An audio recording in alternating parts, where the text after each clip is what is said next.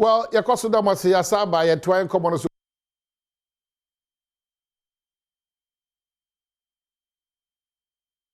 na baso ewo police adwumakuo no mema no ye na yetiri nkwa me sister Medinachi akosua kireme ise wo ye ACP lawyer ACP akosua kireme akosua no obakwa na fi ho wo so akosua nie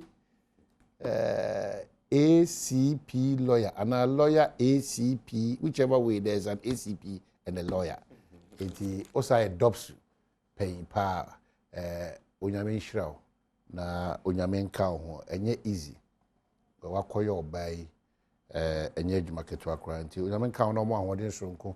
Wa oni minua ba ne bia ka chense onyamen ka no onye adwuma pama Ghana ne police adwuma ko no ene ahafo afuyede hye ba ko no akosia kirebe inti onso bachia wanope da for pledge me now they are so Yakubu Chipsa me Alexi me Oman Hene Kwabna Sante me Alisco P me Achirensua Hema Papa B me no they are so sa go so hene me ye papa ma me man ene Ghana faso so sa na enko me edutwumu amro sa papa B ye boshe nyina ne se de be ma hafo ni ma banyam na impuntu abahafo na mabunu so anya adwuma ye under the able leadership of George Boachi Afo original minister ably supported by your potential flag bearer and the president Eric Opoku your wisdom port Collins Dowda almighty Frida Prempe a deputy minister of youth and sports Bobie Era Bano Dr. Benjamin Wafaya Bruni Era Gama became united ene ona eka ho nyina no mu nyina na yeda masesa ahafo course na course mabunu nyina eku ahodo youth associations na yeda damase a momma enimonyam emra ahafo momma enkabom emra ahafo na bia ntimi nko nkan so help us God. The bigger pledge now is the pledge to be a proud Ghanaian, to support the cause of Ghana, to be truthful, to be honest, to be patriotic and to love Ghana. If you demonstrate and exhibit these qualities, echese bribia Ghana ekochiwo no edawa koma so oye Ghana adwuma te se ye wawa adwuma odo Ghana intimi ndi Ghana nya. Those are the qualities and as the values are you need to exhibit. It's very, very important. Ti shenenso ehun shenenso. There is no other Ghana apart from this Ghana. So be a proud Ghanaian. Subsets be a proud Voltarian, be a proud Mamprusinian, be a proud Fanti, be a proud Ahaforian, Monkey Kansana, Yeshe Hunkran. Now, for what can we say, Uhu Bribi and your minor, and she shared in Kita Udi, Titru for Bamboni assumed you a boy bra, Wadaroma, Yentempana Yim paying for asutri. If you see something, say something. Uhu Bribia Kabibi, and ye Bibia Kakanauka, Nemon Bribia, and your minor she share a boy bra. Bibi ebe mo mining kita audience no esin to kese pa abem no uhu sa bribi na waka bribi very very important.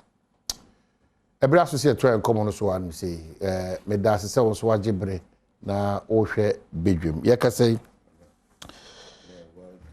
Henry Kwabna Kokofu, Executive Director Environmental Protection Agency, ye ka say watnase obehwema the far environment only quiet the issue, you know, those new money the onyame I said yeah what prebo to the names of fan to atinem akoma die kire yi pa enti ontoto nyoma bebre jeje mu edara se bribia da short notice na wayi asutire yi na asutire pe no waba and then so world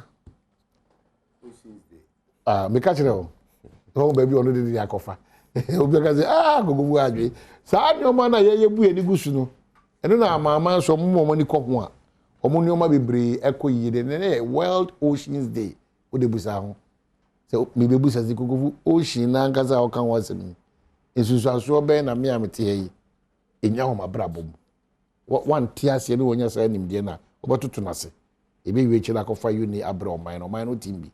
Na fi abeka onipa dua na nkasa tie ho hia se brebi sei ne sisi nyina etim nya adesua firim ne hu de na se ne sikire me mo akira me mo akwa aba me da ase so na no da modwuma so nkwa mkoye wasante mantem e fam abato amokoto ye no ye da mo ase dwuma so na amoko di wo honom ko brebi ada na ya na ne me bi si bo na ntokwa na pinchim mintim ho ase ba to hwe de free ho ba ye na that is my adwuma enye nyina na be 100% go abato de clearly obia no better by Adom ase say amko Oceans Day ne dey asete dey ne kwara ma mema ahwefo ne atiefo achia no pe anopa o set ne me fe papa college bedase minya ne TSS mba ha na no pe nam say me be fi ha che papa say me tio na ka me twen atwen na have pledge no mami nkadie ase o so she bo se wa afo bo mpuntu ni kanko aba ho sa pepe ye die ni munyam be ba afo me kwabna kokofo eno ano no ye die ni munyam be ba afo bibi be ka Ghana mai ase bi jira no be foaso eno ano eti Awurade boa me ye wie obi bia anso sa na ese ye no ayame de se otu hu asi ho na opre mpuntuo ne kanko ama bia ofunu mahye ahafu ye ya Ghana ye yes santema ye ya Ghana ye yes voter region ye ya omana ye northern region ye ya baby bia western nti eye pempi ya na ete ho ne ye twen ana yenye ewe maye ana yenye ewe maye ne die na ye nsoso ye ya ma exactly bia na 7 predias anye botum a wotuo ne mumu ano kasa ene da ubone twen a wotwe amanfo adwenasi ne ma bi so na boa World Oceans Day na minika na asia o de maye no twedi ampo na asida wo no ana party mpaninso a enya agidie ewo honorable Simon Semensan regional minister mu na sa committee no yenyina yekoka ho bi koboa osom enye de bi ada na ese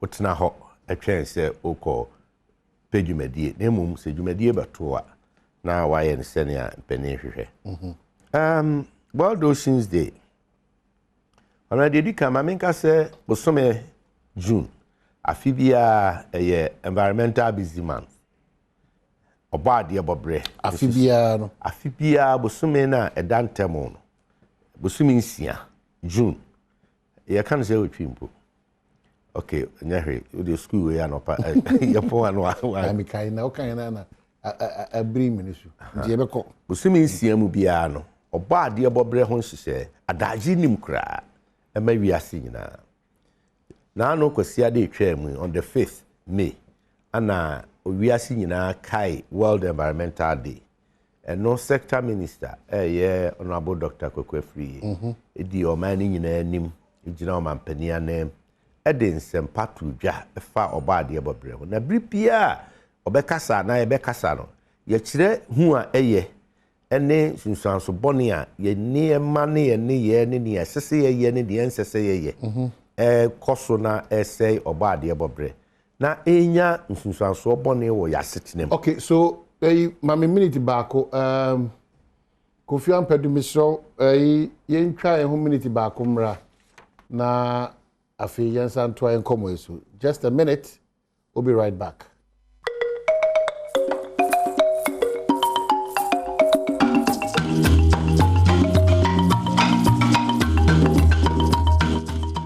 Yasa twa enkomo no so anum say we a Badwam on Adom TV multi TV so. Chama go funti ntwa enkomo no so Ocean nkomo a na ye kan no.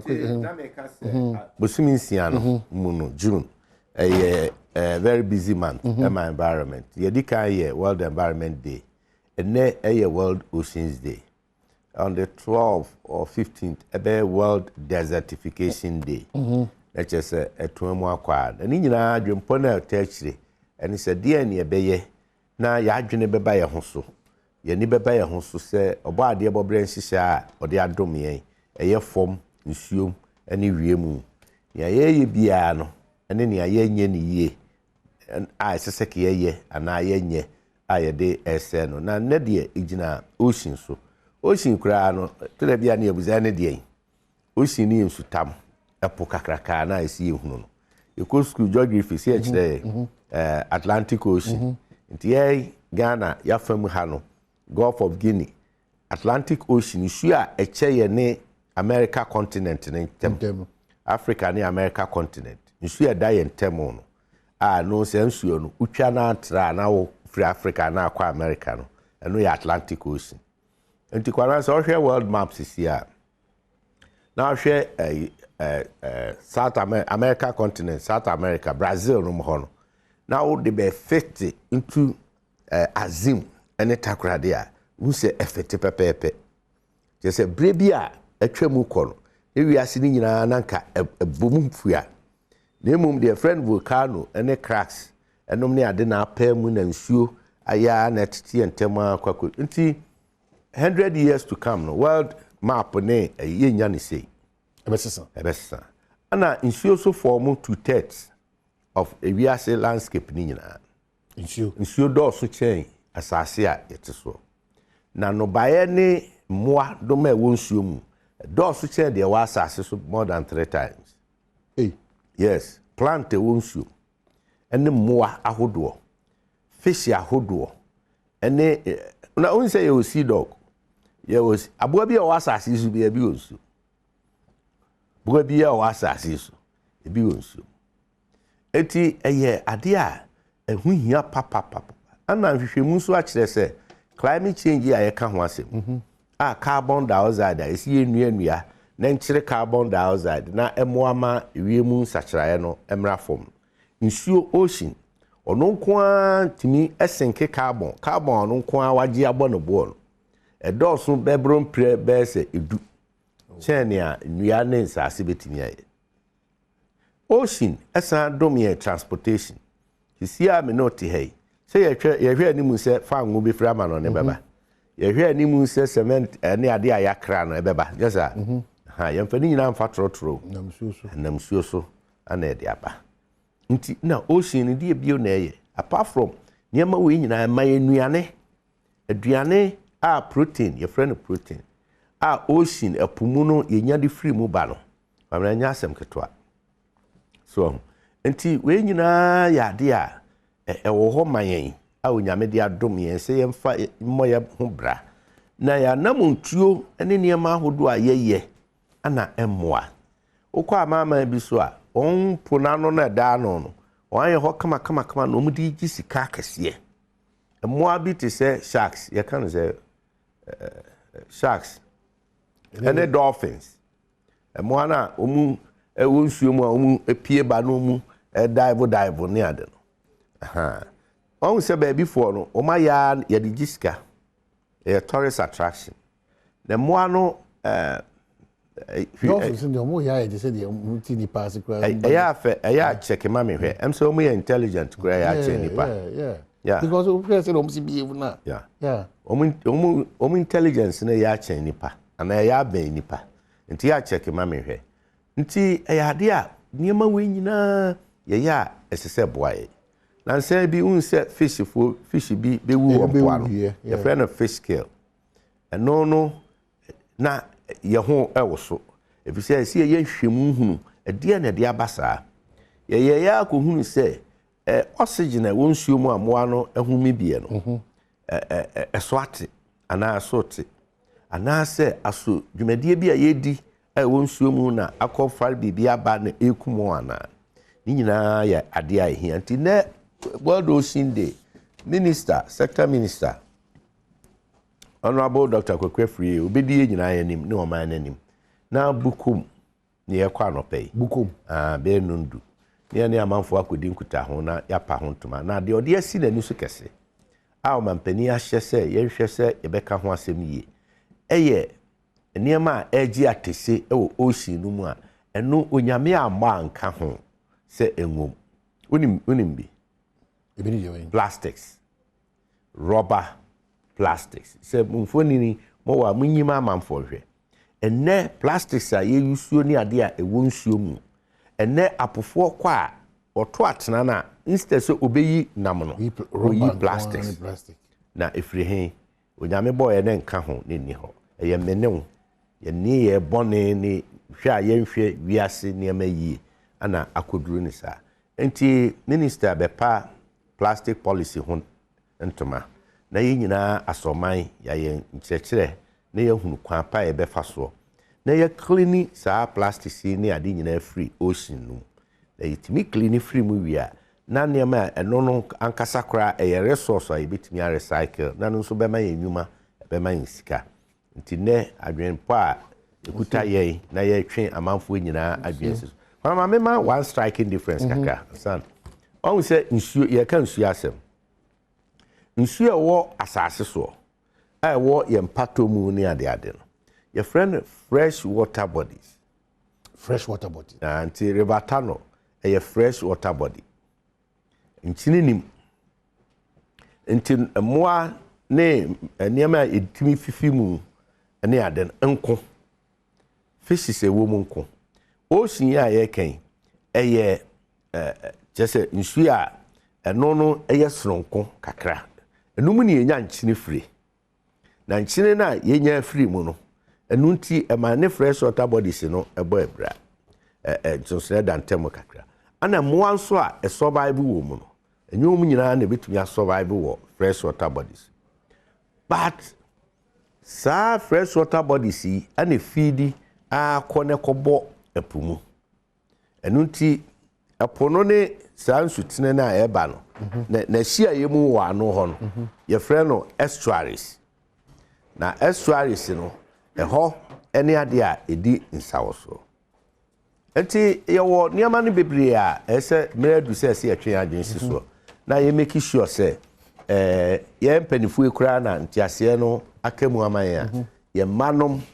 ɛne nkyirima a ɛba no ebenya saa nhunu mu na ɔntimi aboa ame abɔ ne nyinaa ho ban. Right, me that's it. Maybe I basa now the additional can say any money part of dollar, including my good self. Thank you so much, Honorable Kokofu, one of Ghana's finest members of Parliament. Robert Nasi, or my shibijum on the Ghana focus na this year or no mudi kita on. Wasa East for we are proud of you. Go Biribia Dano. Munsia na mu ni wo Ghana no. Odi ni monyam hyebrɛ mu kɛse pa. Me gye di sɛ odi mpuntu so ɛka ho. Na ɔmama akwanya so kɛse pa.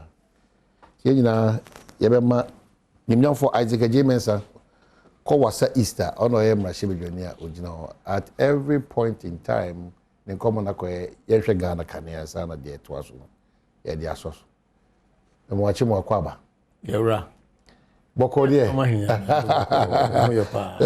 bi hu da akye okwan yɛ kakra wɔ kwan de sɛ the eternity yɛma okra akwan no ɔda bi sɛ sɛ ahokyerɛ abɛ deɛ sɛ bibia hot ba yɛ kwan ni bi hu sɛ minister of ɔmo akwanta yɛ kwan ni bi yɛmfa ahokra ɔda bi sɛ ma kwan na yɛ start yɛ no ɛnya de yɛ toa so ɛnya de yɛ toa so ɛkwan a ɛwɔ mu a yɛgu so yɛ ɔmo stop on no ɔmo ba ɔmo toa so ne bɔfield wo kɔ ateku ɛno kwan pon sɛ ɔmo gyae ta sɛ contractor no paka na yɛm sɛ akatua yɛ sika yɛ the dampan as we speak machine ne so system as we speak ɔmo nyina pake me pɛ sɛ maba saa kwanya so abobɔ obi adin nanso no saa kwan ba watwe ministry na adwene aba so say this is the challenge also about wa kwan so they know you see some I my ministry order na me say na meko mo sa ho kyerɛ until contractor won tua na ka on to me ko nti me ko na me kaka sɛ in the kwamra me na adum sa ho kyerɛ den ɛwɔ you are hoping say akwanja no beba ma contractor to my adwuma na kwan yɛ chance wɔ sɛ bibiri you know about for buy no you see hwehwem no mamti de to ho saa kwan ni na no asase no sɛ omobo na hrantan ebu ho I see ubutu akura na wonkra na mo wote de ekoso baabi a ene wote to gbe nkomo no ani o me fa kwanja iso na said the one come the death fan why you back on tunja wo ifo nti me fa kwanja iso go fudi o ma kwa gra o de wo na no de chance say o fifiri baabi na e ba ti no wada mama me chia me person so for assess for e ja mo no mama kwanja yeah ti mbade bia na e ma ho asema mo hu se mo wa ti assess for me chia mo me party for me pain for hina ya me person boss perspective dem chia obi bia hwɛ me nne kyɛ wo hina na me te me nua pani kofu me tin ka che di ni CEO boss di boss di me sa ko njame na mi chao executive director exactly so papa mp yamshao onwa efe buso wa fe pa na o ma he so me das me chao so aka me che obi o tie mi o ma he ni am say to be afede na some of that ban me say ya de money a chana dream. Now what I'm seeing now is me who say CDD before so yes almost Ex-Gratia, you know, more targeted politicians. I think it's first of all, or say, my Ex-Gratia and Credin. Because we be Ex-Gratia, see, young church mancofuns a dang, we have Bruni, your change. I'm saying, I Google, so then crying Ex-Gratia. But then now soon you're a crucial high friend and of service benefit. And you know, young Crawford, only full-time workers are. So here. Politicians, a fixed-term contract. For instance, MPs. Meet my kind of so simple. Politicians could pay MPs so. These are fixed-term contractors and fixed-term workers. Only specified 4 years. Into say, or yeah, we are. Then there is an entitlement of end-of-service benefit. Answer the second. So-called public service, other private service in Canada. So end-of-service benefit. Aition. Enti mama yen confuse end of service benefit no na Ex-Gratia. So you tuan end of service benefit. Ni asaso tuan Ex-Gratia. That is because see say target only politicians are. End of service benefit can politicians go na more. To go afede onye make politicians me kire active politicians exactly. Exposed people exactly. And now your judges some go for judicial board so near there end of service benefit only politicians. And I think say mama yenye bi me hu say CDD divorce yen demonstration yen consensus building which is good consensus building there me anya adwen no any demonstration no for demonstration are there I say oh ya kire you kwan be brisa consensus building appeal to the system say executive no mo amoya say ku mutumi ye proper presentation mo de the couldn't here Mpensenpensemu ye we time aye this size Gratia no baba ase no na yoma sisa enti ne yenhwem which is good but as a politician but meanwhile Ex-Gratia so it is not the politician it is nipa binimu a omunya sa Ex-Gratia no ana different from end of service benefit. Exactly who's a bi wo wa or board so mpese mo bo edin na sefo adwuma no oye yetua ne ka ayama na ka yama ne bibia ne asaso yama na ba council of state so entitlement na wo ho ka no ho bio na size Gratia no ho bio na sefo ho bio nti san crop it me you free so oh ebi wo judiciary and so wo say akuya ye do ba betra nti no wonye active politician wonye full time worker e wo say we mu nti no nyoma bi ade ma wo nja wo say Ex-Gratia so ka utie na ya eye skebi ade ma anyam ra kwan so o moral ground so why adwuma a chene me kire my friends manuso a me de ma so me de mapesa me hu say mama yemma ya ni bre no enko politicians no so because say sa ai u ka politician kwa na nya Ex-Gratia da bi nti sa article 71 for beneficiaries na ya kan dia but I'm also thinking yes I so hwe mama yemfa end of service ni mbrum end of service no Ex-Gratia na mbrum say ade baako because of private sector and all some sectors in the development near there the ability to pay a wo yan share a wo so we are adwuma no we are etuaka so we end of service we you are done with your service into the MPC so dem say wo ahode na utum contest biu as a presidency and a cap no e wo no into the parliament we talk parliament you can go o time no e pa ho you can then go into my say yan engage yan discuss this issue very well. This Ex-Gratia and end of service in yan discussing ye into sa e could say CCD for na se for na ni ade no mo engagement ni ye o mo chechim and then na wo ho say sa Ex-Gratia no ye film and I said there classes and I said there ku na ho a nkofo say opania avedo so on pay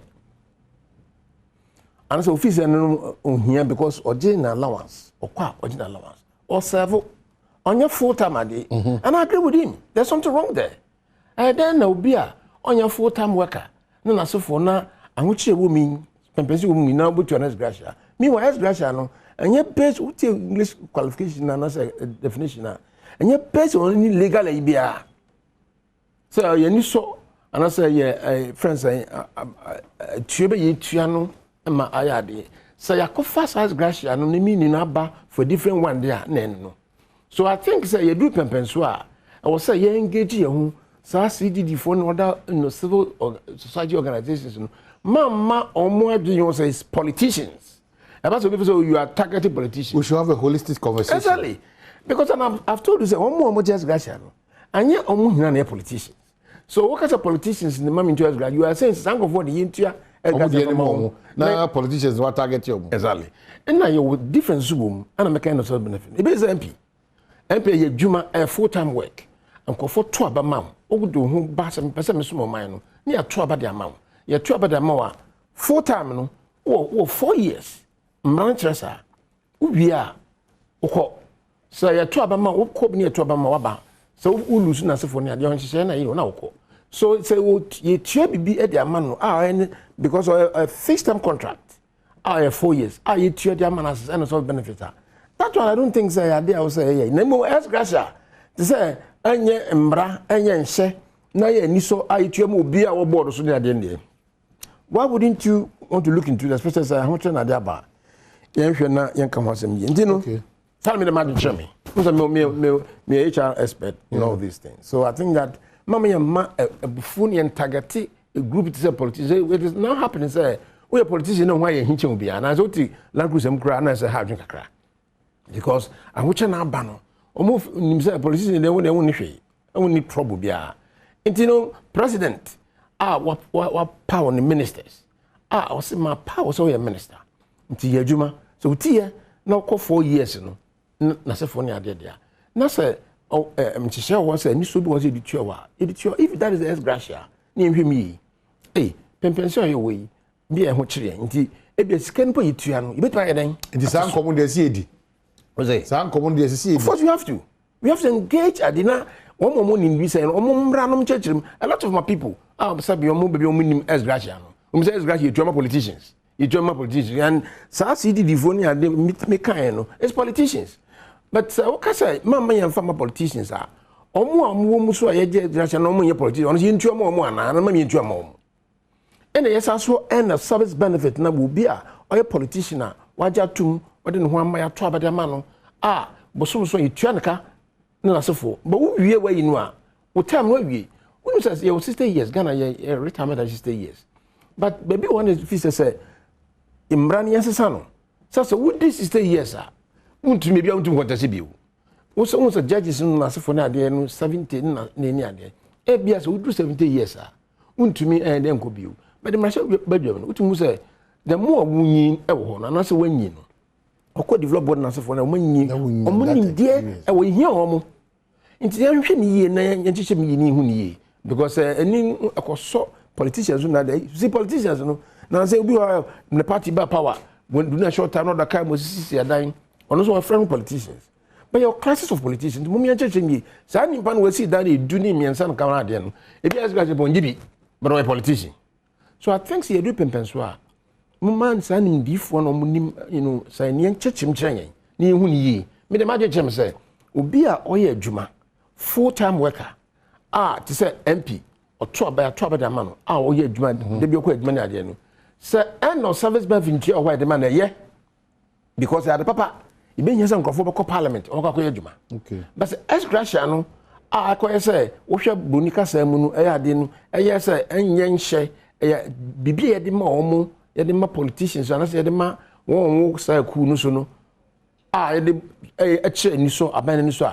Why is the country engage ourselves? Okay. In Timbernaso, I am Minia Mamani. Says, you engage as a corporate body, Ghana. Chairman. Now you can come once me. Chairman, what will be your position? Fortunately for the show this morning, you're HR and you're lawyer. And your Mokabuma, we say. The CBN be kama from the HR point of view no omo de bia da omo hwe de ngoma ka ho asem ana employers be hwe de mra ka ho asem o say ye on chemu bi ho end of service ho wan hwe ya na da kofra Ex-Gratia no enti bia ne de enti ya de sa de ne ba de to so biem no or just all case one a ya man your seven kwana or this a nicotary or mawati. You when you make Kobe also almost the same benefits, maybe no so a call so. A physical say one a ya man your seven nankasakwan, your classes of Nipano who will be join political party. It was classified as well. The minister be an answer, MP be an answer. And as I see who's anti money in ano, and sana, yet made in common a year. Chamakofu. Talk about for the in common the word that I don't know. In fact, some of these conversations, the baneko, this time, Asabe beam. What do you think we should do? Because for the past 2 days, maybe the NM say, I know the Makase, Asemba, a mere fire cocoso, and a mere fire party I womb, a nin common. A chess I same here, indeed, baby, a how no one, young Conny and Coches are how near nin common her choir, ye best such them, says such them. But Uncle Bassana, when obedient coffee, and any pan in the person you coffee, or mine in a Tennessee bribi. Yes, I share the car say you may call we no more dear as a juma moyeno. A bribiano, so moko or my home jima. Sika, if you see a debate me money. To be major, Udi matema, any ye. It young call mine no merakuni and your mind is share. Nian call say, Sintono, say ye sintoa, you bet me a shibukanana, and you bet my such a mana. To me, my general, so uncle my ye dino and honor. Chairman. My. The first honorable, yeah, very nice gentleman. I share programs with people. Na manage. Then the first time I met him, I watched the part. So I question, what bread? Now what the who is there? Honorable. No cover HR experience. No cover ba. Oh, I see. That can be the buy an HR there. But topic, you know, is so deep. Say, Utiena, or Sintra or do baby or so ne to be after the yard. If you say, or man, who chill to scan or them. I feel do baby or so CDD or no one yard in a demonstration. And yet, see, CDD had no more can we based on action beer with the pedia take to be afraid. When you say, man, you nipa biblia ketuakro money. President Ampofo-Adjei, ni years ago, Minister for Foreign Affairs in Yawanya ketuada. Salary. A year, chese. Some Bible say, Jumaini. Osefata ketua. President Ampofo-Adjei anya ketuada. The senior as we speak today. President's salary. Onye. You will nipa na titru bebre wo mia bebre. Honorable Kennedy, I comprehend ko Japan. On se loan e de ma for parliament. Ye koto cars no me ade. Why you be that? Me time am me hold here. Me hu se Adjei. Why Adjei. Me say na wa kwankwa. Kwankwa ba to afo asba me. What you say? Adjei. You nipa ni bebre o ho a omu fogo nia esefata wo ukonwuma huduo ma kese nipa ni bebre esefata no emra ta ho se so Adjei free ni pem kase o bia me nia ye ken civil society can be utie honorable ya say animdifo ne ba no beche animdifo ya na kase CDD animdifo ya na kase na matise minia kofi suso akembi area kofi bento also the na no disemaba obo to ba fedi abaso but ni odi ahwede ba afie once na di echiri ba ya fare ba ne de and you hit it right 1992 constitution 1992 constitution brebe na yeshe 1992 constitution yeshe no 89 90 91 92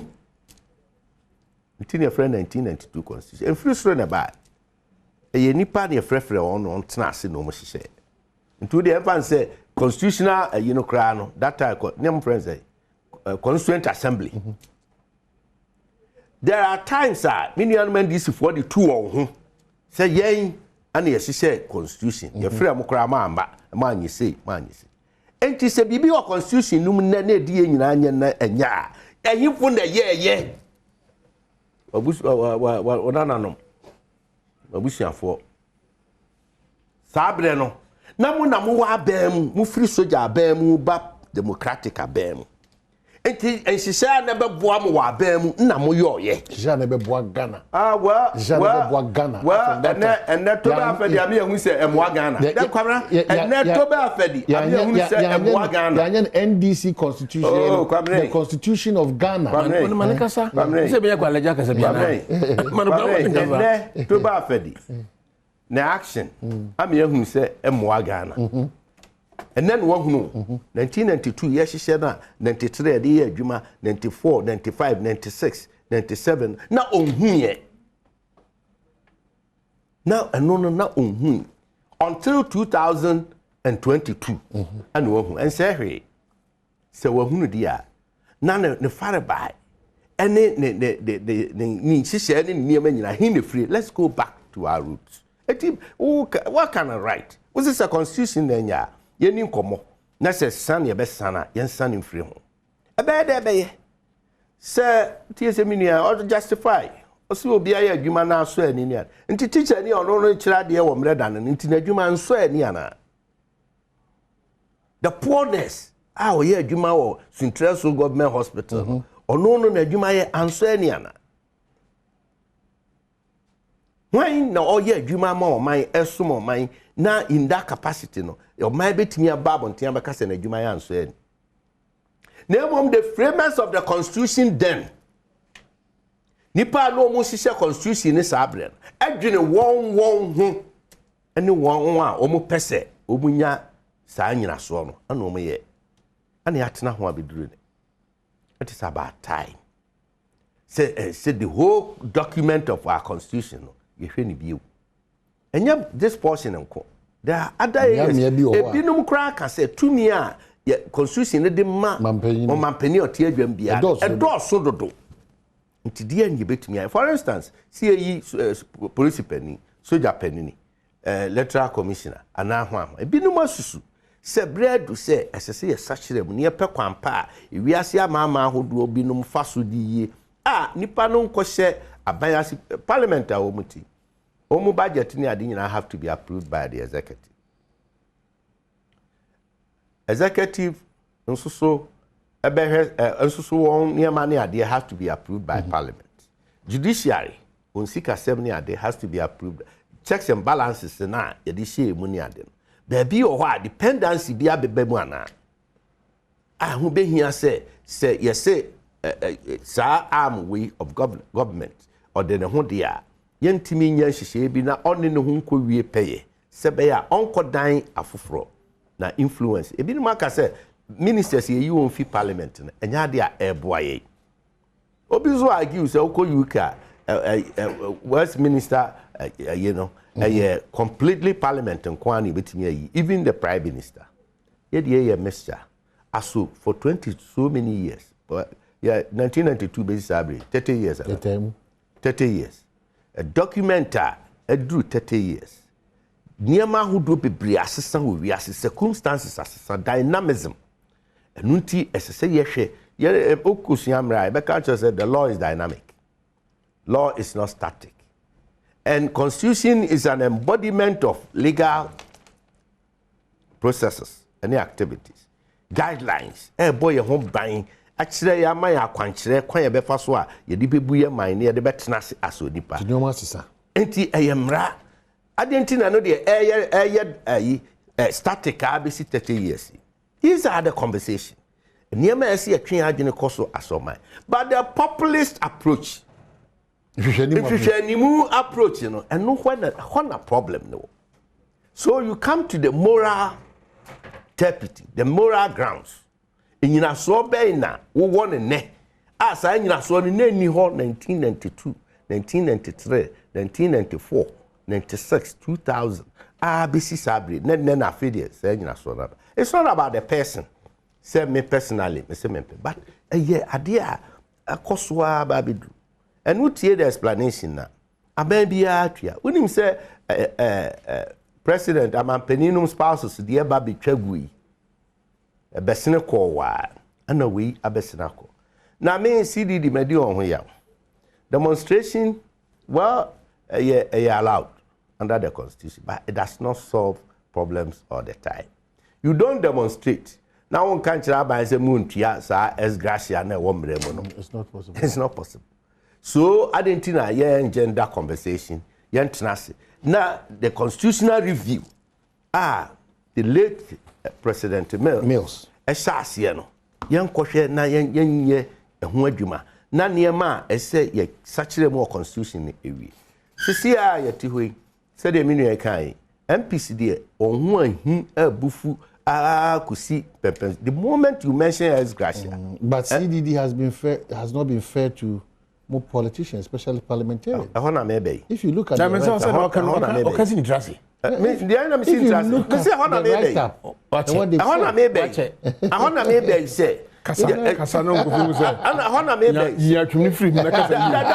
you see, that's the point. Because at one point, you know, who praise the action of Toba Abed. Yes, that's okay. That's your opinion. But we refuse action on the agenda or how ne or Tanya ebe pejabe ebe demonstration at Tiamu. You're unfair to politicians and MPs. That is what I'm. That's why I'm driving at. They've narrowed it to the parliamentarians. What I said, and I said it. You are not saying anything new. No, I said it. No, you said. So what's it about for the idea or bombarding? And I'm saying, idea. Makasa why idea? Me say that. Anti condemn and not praise. I don't condemn. No, you have all the option. Either say condemn and not praise. Because you can play. I said there's nothing wrong with that. Nothing wrong with that. And I know that this is also and anti-CDD and your demonstration and me as politicians. What challenge you took back for the gesture now? You see, my challenge, yes, my challenge. My challenge is say, since when I don't realize it. So I can't show. It's in the Constitution. In 1992. You are running out for 30 years. In 30 years, when Hunada. So provoking conversation. One year, I agree. It could have been done in a very another manner. Yeah. But say obey yeni say na beye to say hwehwe animu any ade no. That is where my problem is. Okay. Because yes, of course, komodie ni ade wo ho nipa bebre wo ha. And me dey kan say nipa bebre nyi akatua wo. Me say President Ampofo-Adjei and I challenge anybody. 8 years in government under President Ampofo. Wa nyi akatua da. And I have me believe we say you was sabi brain no system no bia any. But that time no one statement be a mabon te say me a TSK to market me him say me foreign minister nti market ya mempe nti banner ne wiase nyina hu say me na me ni papa na me Ghana free yeah de nyane o man wiase yeah de nyane nti since when and ye papa no o himpon nmunyamfo no ohun say ye tia sa Ex-Gratia okay enya dia ebo a o man amani medasi me nuen baby o de koya me so asi intrasi am be surprised so me kan no no nam chenchen ni ade ya de de wo person me kan was me say and you summarize what I said Tobo afede wa chena bi onu fi say which Mr. I said that's right for him because we feel say ade na onya full time worker ade na yemane e first allowance na de be to Ex-Gratia which is good na me can say you do pempenso say you engage here when you chechem yem kofu na tia say na yen sema let's do it that's what I said but the crime introduce you any end of service benefit because it be fee say end of service benefit and Ex-Gratia the same thing na kura me ne be shemu a o si ni trase ni ya twom na make na I never expected things on because obey MP sometimes Ex-Gratia go udibi. Yes, of course. And there has not been any occasion who said, "Mami kase ominia." About to say, Ex-Gratia no, and just to ba fida one ye be da, one can be so da. In then no be there because the binim say sa na mra ne tie. Kwabra tie. But yeah, let's clarify. Binim say sa na mra ne tie. Oh, kwabra. Ana sa na mra ne tie. O da bi tie. Sa na minim say sa na mra ne tie. Man fatu ankosi ana MPB an fatu ankosi parliamentary administration. Chinchina mama Ex-Gratia. That is the law. And Tisana Mranetier, the Mrani free it emanates from the 1992 Constitution. It is a mena me receive one. Me a day mamen. Men fum rebia, and I mean, Bawa who calls your gas at the adwuma ma ye ne sense ka we dey Ontie me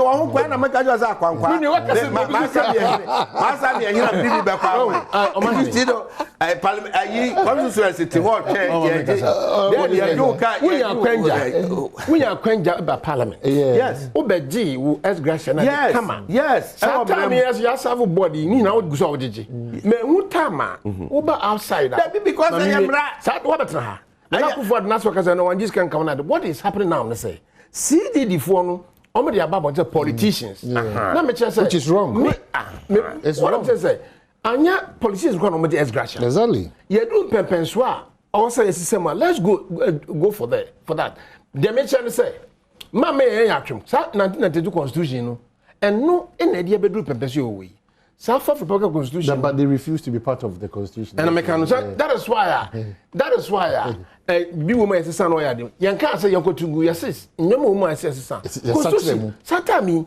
nyama woman ni ade ye tu say eh president Kufo bai na Kufo do so ya set constitution review commission nka na ade bibiri then na so ye no so all I'm saying is say sa Ex-Gratia bai mama yan tumu kekasa because na afede to ba afede why ginati bi just what Kenya bibi na adwene which is madwene say the papa yan engage ye ho na mom ho manyin bi for sa CDD fo no ade na no mrenim no mo nkyeremi hu ni ye say Ex-Gratia no den mo amu no mo je Ex-Gratia politicians ji bia na omo so police omo ji bia na evident tu na mo ye tu na ba bo nyina na constitution de the papa 1992 constitution I'm sorry so sa constitution na mba nka Ghana ye democracy induce amri nti mre bem say baby wo say hwe nesesem a why no yakọ enim nesesem ana me de mekan say CD reform demonstration there so we chire be consensus building as which is good but demonstration na